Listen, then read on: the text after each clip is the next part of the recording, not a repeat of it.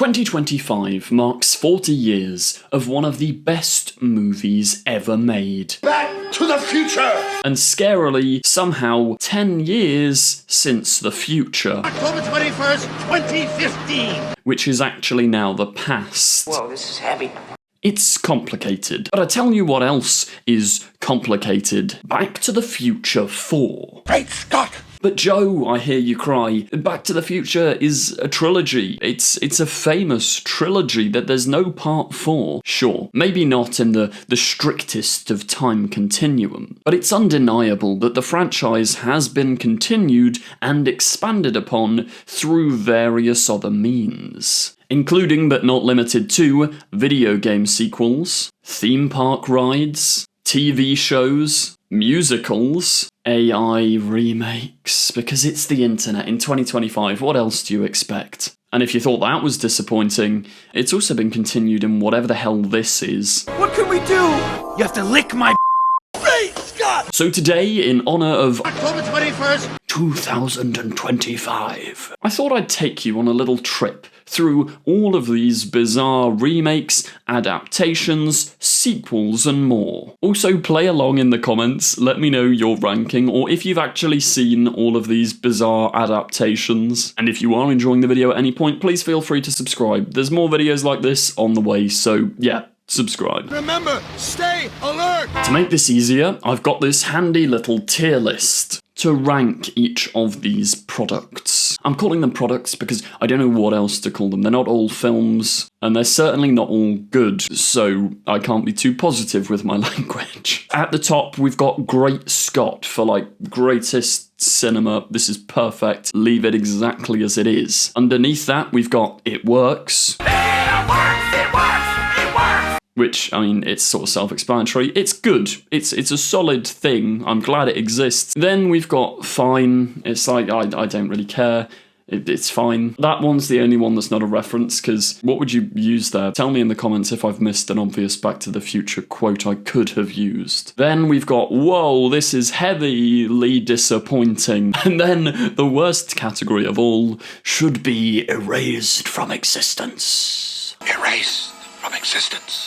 So let's just dive straight in. First up, we've got Back to the Future, as in the OG film. I feel like we might as well just start here, and to absolutely nobody's surprise. I mean, if anybody disagrees with this in the comments, you are wrong. Just genuinely, you are wrong. It's gotta go straight in Great Scott. Like, this is genuinely one of the best movies ever made. The plot, the characters, all of it. We all know the film. I'm not gonna spend ages talking about Back to the Future, but I want it known, that's in Great Scott off the bat, no questions asked. Part of me was tempted to include the Eric Stoltz cut of Back to the Future on this list, because that is a branched timeline. Just quickly jumping in here for anyone who doesn't know, but originally Back to the Future cast Eric Stoltz in the role of Marty McFly. They shot a lot of the film with this guy, but studio executives decided he wasn't right for the part and they really wanted Michael Fox, so they just filmed it all again. I may be making a video breaking this down in more detail soon, so stay tuned for that. But I don't quite know how I'd rank it because we've never seen it. Like, there's interviews where Robert Zemeckis is talking about, we've still got all the footage, it's not like it's completely lost media, and there are a couple of clips out there online, but they don't want to embarrass him, so they're probably not going to release it anytime soon. Maybe they will. I mean, it's the 40th anniversary, fingers crossed. Maybe for the 50th anniversary, 10 more years. But we'll now jump straight into our second thing, Back to the Future, The Ride. So this is a sort of continuation sequel in ride form. With Tanner on the loose, we can't afford to take any chances. Originally at Hollywood Studios in Orlando, it's one of those motion simulator rides where you've got original footage and the things sort of throwing you around and it feels like you're on a roller coaster, although you're technically not on a roller coaster. Sadly, it closed in 2007, so I never actually got to go on the Back to the Future ride.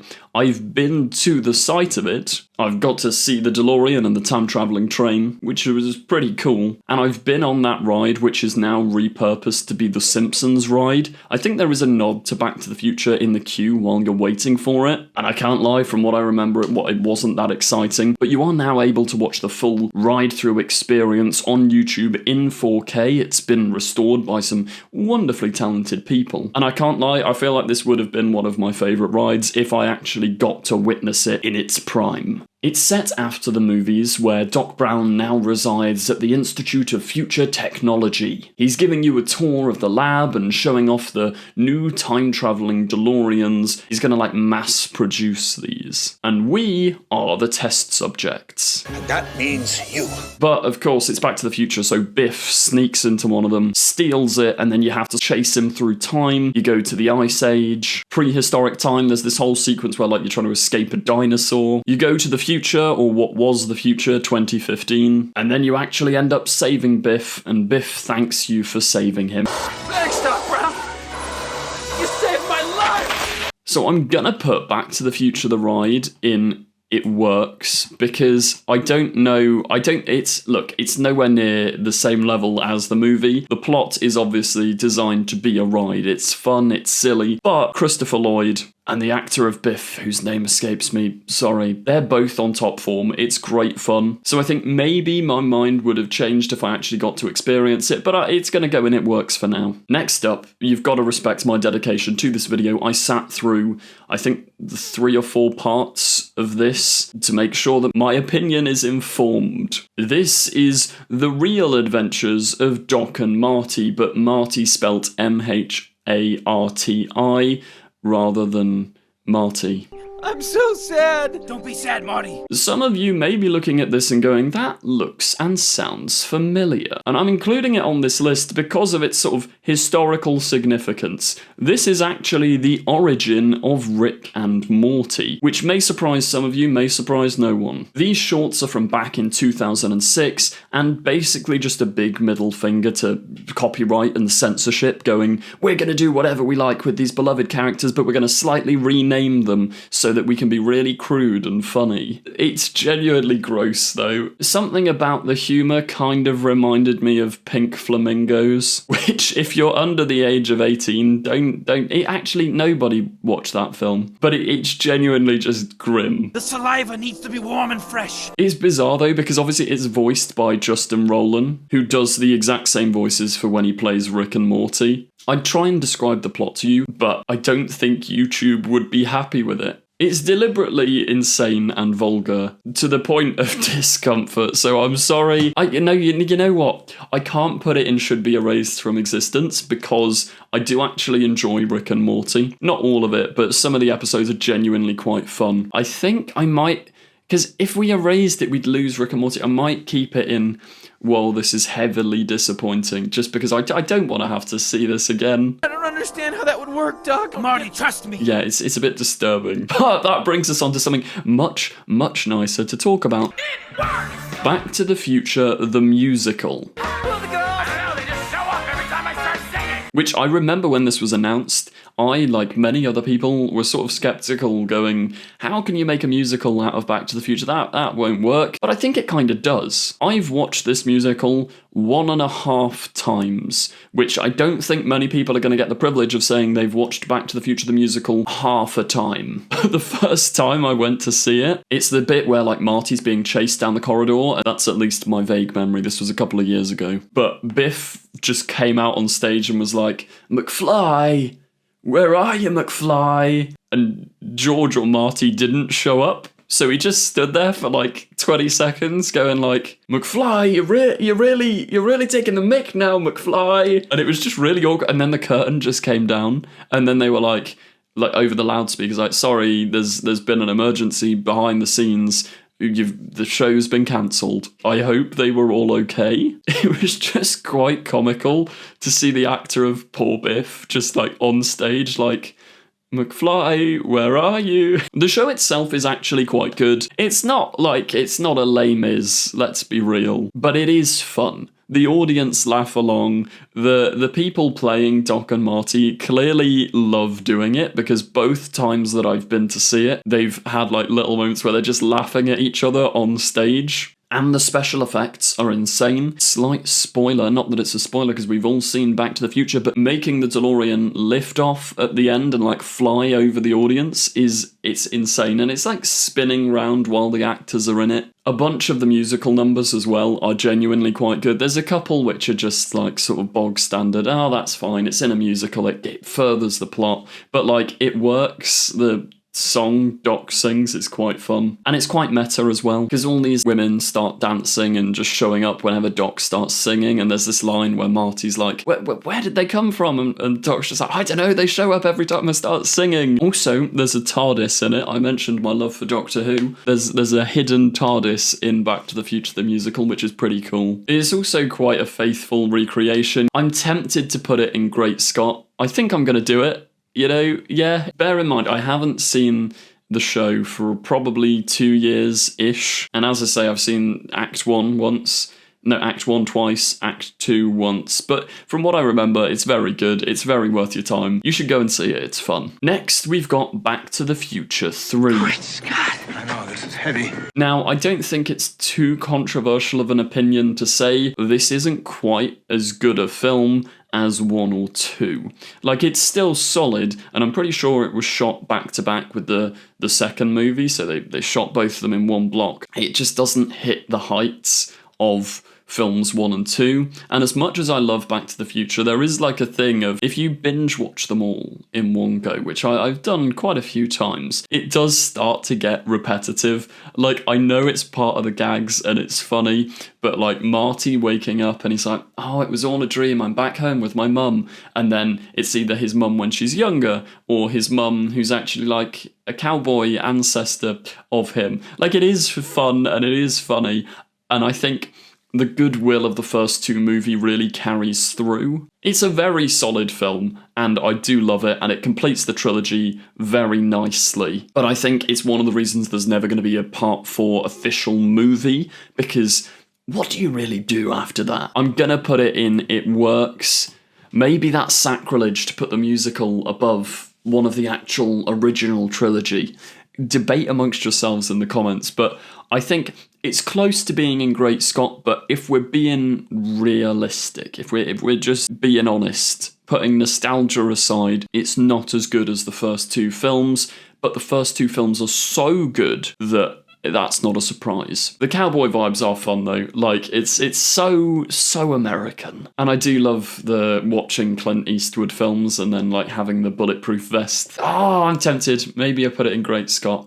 I'm going to leave it in It Works. I've made my bed, I'm going to lie in it. Next up, we've got the Telltale video game. I think this is from around 2010, I'm going to guess. I probably should do my research, give me a sec. I'm a genius, 2010 to 2011. I don't think I actually played it till about 2014 though. But this is basically Back to the Future 4. The story picks up from after Doc's left in the time-travelling train, his house, his estate is being sold off, and Marty goes round to like look. But then the DeLorean shows up with no driver, and there's a little message from Doc like, oh no, the DeLorean's set to come back to this time period if anything goes wrong, and then you have to solve all the clues. For anyone who knows me well, I'm not the biggest video game fan. So if I have bought and played a video game, it's because I love the franchise or the story that it's telling. So it's pretty impressive that I've actually played this game. From what I remember, it was fine. I mean, that's actually a category. I think I'm going to put it in fine. Like, it's quite nice.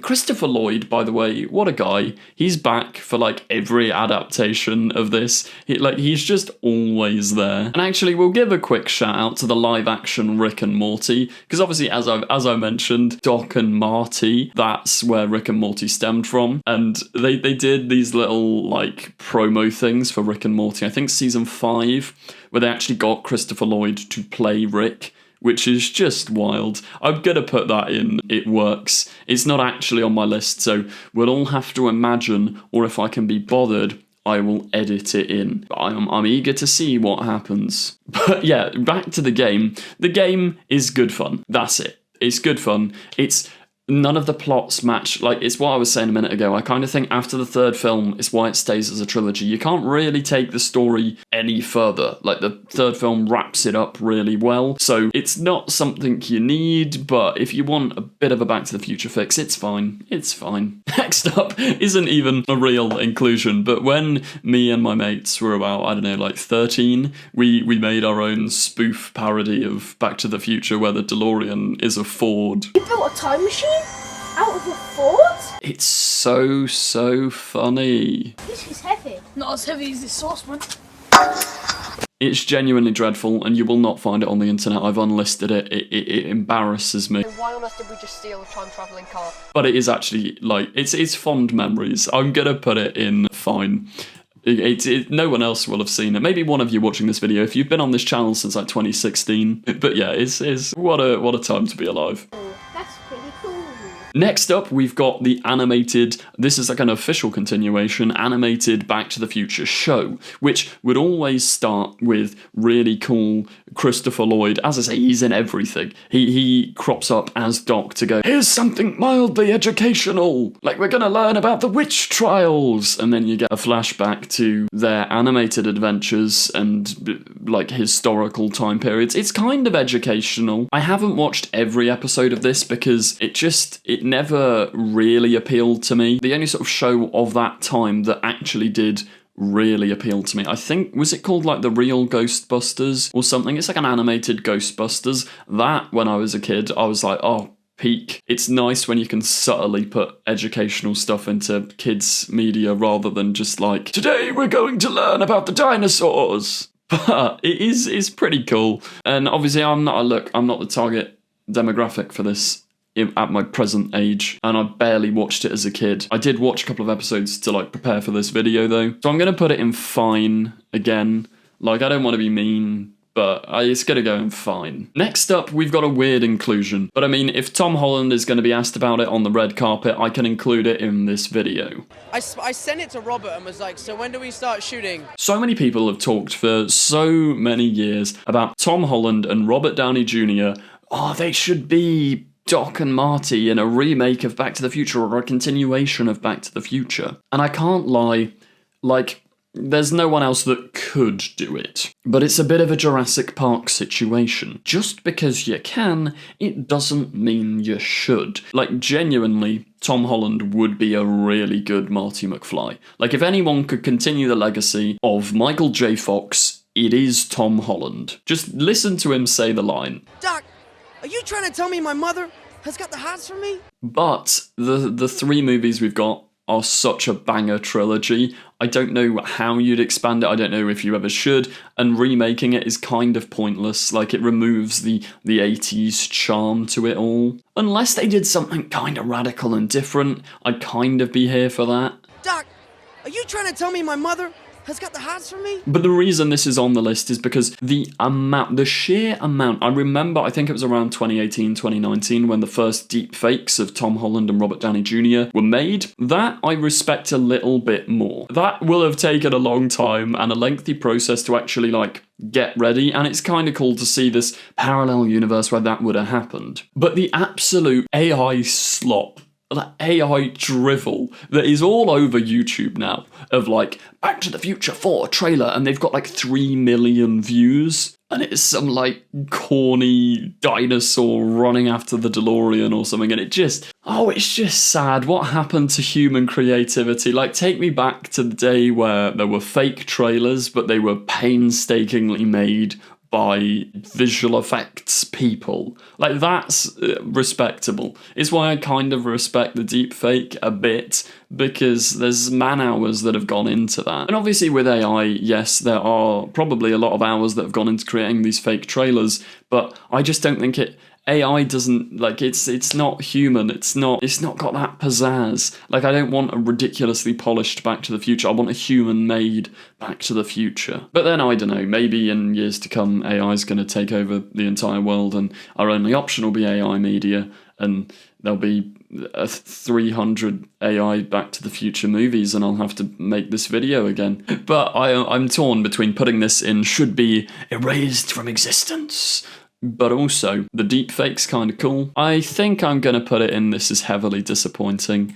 But yeah, I'm happy with it there. Next up, we've got the comics. Now I'm going to put my hands up. I'm sorry, guys. I planned to look at some of these before this video. I haven't actually read a single Back to the Future comic ever. But they're on the list because I thought, you know what, I'd give them a little shout out. Like, a shout out to the comics. I think there's various series of comics. There's a bunch I was looking at that I think was for the 30th anniversary back in 2015. And I think that's a semi-popular comic line for Back to the Future. But there's like versions that explore Doc's past, like his younger days. Pretty cool alternative timelines of things that, like the butterfly effect of the movies, basically. And then canon adjacent material that fills in some of the gaps or maybe a couple of plot holes from the movies. I haven't actually read the comics, so maybe this is unfair, but I'm going to put them in.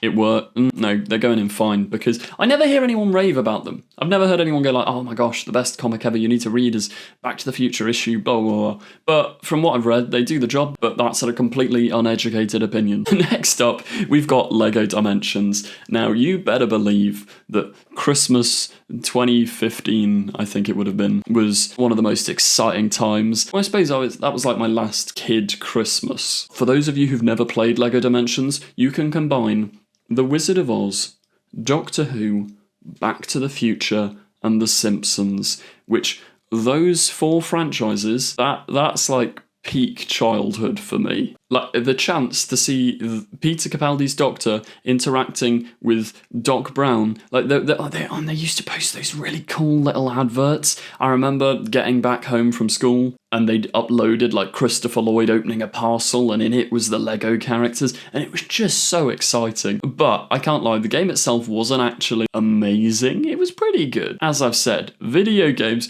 I think it's just the way my brain works, can't quite comprehend it. Like everyone I know always laughs at me because I actually struggle with Lego games. I'm going to admit it. I'm sorry. I can't figure out the puzzles. I don't know what it is, but my brain just refuses. But the cutscenes and the puzzles I could figure out in Lego Dimensions, and the fact that you have the little characters, I mean, they're actually in the unit thing behind me somewhere. But it is great. Like, what a crossover. I'm gonna put it in Great Scott because I feel like that is the perfect video game. Minecraft is better because you can do anything. But the perfect franchise video game, the toys to life genre, that was peak. But I am aware I have just sat here and put Lego Dimensions above the 3rd film. But look, I don't know. Anyway, we'll move on to the next inclusion, which is another Back to the Future video game from back in the 1980s. This was made for the NES/the Game Boy, both of which I've only ever actually seen in person or played once in my life. Shout out to Sheldon from secondary school. But from every review and anything, like, people are actually angry at that. They hate this game. They despise this game. In the research of this video, I just looked at a couple of people's opinions, and there's someone who gave a really detailed account. They were like, when I was a child, I loved Back to the Future, and I got this video game for Christmas, and then I played it once and swore never to play it again. From what I've seen, the gameplay is terrible. It's really complicated. It's barely got anything to do with Back to the Future. I don't think it's until like the 2nd or 3rd game that the DeLorean even shows up. It's kind of pointless. This is the only thing so far that it's actually going and should be erased from existence. I'm sorry, maybe that's cathartic to the people that played it as kids. And apparently as well, I don't know how true this is, but upon my research I stumbled across people saying that how bad this video game was one of the reasons why Bob Gale got so protective over the IP, and so like, you can't use Back to the Future for this, we're not going to make any sequels, like this almost tarnishes the thing. So they got very protective of the IP, so maybe overall it had a positive impact, but no, it's bad. Then finally, let's end on a positive. Back to the Future 2. I'll leave you in suspense. It could go anywhere on this tier list. I bet you have no idea where I'm going to put it. But this, I think, is one of, if not the best sequel of all time. Terminator 2. Empire Strikes Back, actually. This is okay. It's one of the best sequels ever made. Something about them going back to the events of the first movie and hiding around corners while watching the first movie play out, that was literally like the coolest thing I had ever seen on screen. Down to the fact that if you're gonna watch our Doctor Who fan film, which I presume most of you are not going to, but if you do watch our Doctor Who fan film, which is coming out soon, you will see that Back to the Future 2 watching the events of the first movie from around a corner style, which I just love it so much. I'll stop plugging my films, but you should go and watch them, please. But yeah, it's no surprise to anyone. The second movie is going in Great Scott. It's a triumph. And the end scene as well, where he's in the rain and that guy shows up with the envelope. It's peak. And I think what's really great about the films as well, they don't really age at all. Sure, the VFX aren't the best, but it fits the vibe, it fits the tone. Those three films are just a perfect block of movie history. And I think that's a good way and a nice and positive way to round out today's video. I hope you did enjoy. If you did, as ever, please do remember to like, comment, subscribe, share. I've got a Patreon if you want to check that out. I've got a bunch of films I've made if you want to give those a watch. And I don't know, if this video hits a really good view count, maybe I'll share with you the Back to the Future spoof that we made many years ago. But for now, thanks for watching. Hope you enjoyed. See you in a future video. Goodbye. Don't forget to click below and subscribe to the official Confused Adipose YouTube channel. I will destroy you! She's not seen a single episode. No, I've watched your episodes. Keep these sonic screwdrivers. What else am I saying about the film? Don't watch this one.